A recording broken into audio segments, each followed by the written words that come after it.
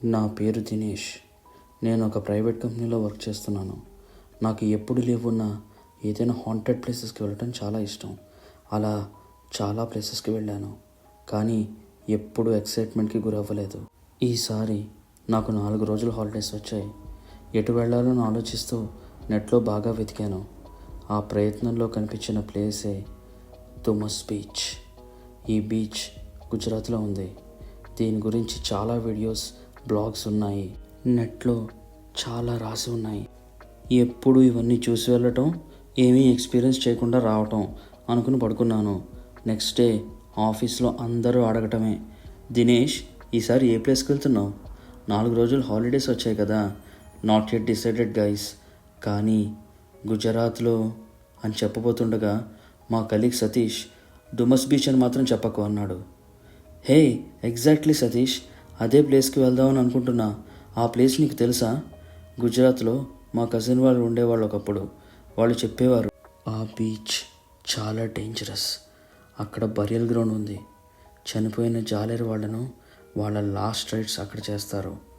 అక్కడికి వద్దులే Dinesh, try some other place dude. ఇప్పటిదాకా డిసైడ్ చేసుకోలేదు బ్రో ఆ బీచ్కి వెళ్ళాలా వద్దా అని.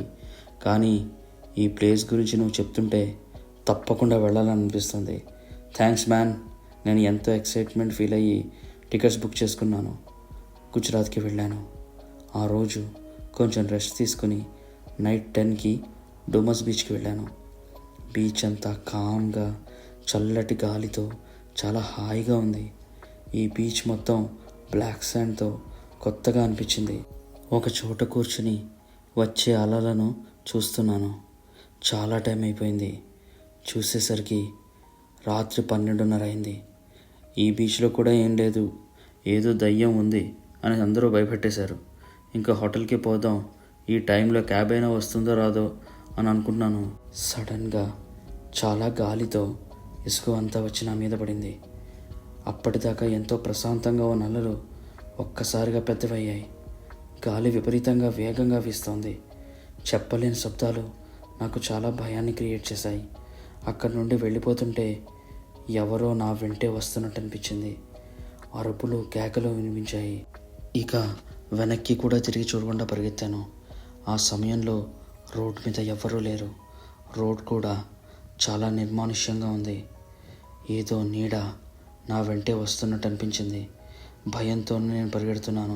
కొద్దిసేపటికి ఒక ట్రక్ వస్తుంటే లిఫ్ట్ లిఫ్ట్ అని అడిగాను. ఆ ట్రక్ డ్రైవర్ లిఫ్ట్ ఇచ్చాడు. అమ్మయ్యా అని అనుకుని మెల్లిగా హోటల్కి చేరుకున్నాను. నెక్స్ట్ డే హోటల్ బాయ్కి చెప్పాను, సార్ మీరు చాలా లక్కీ.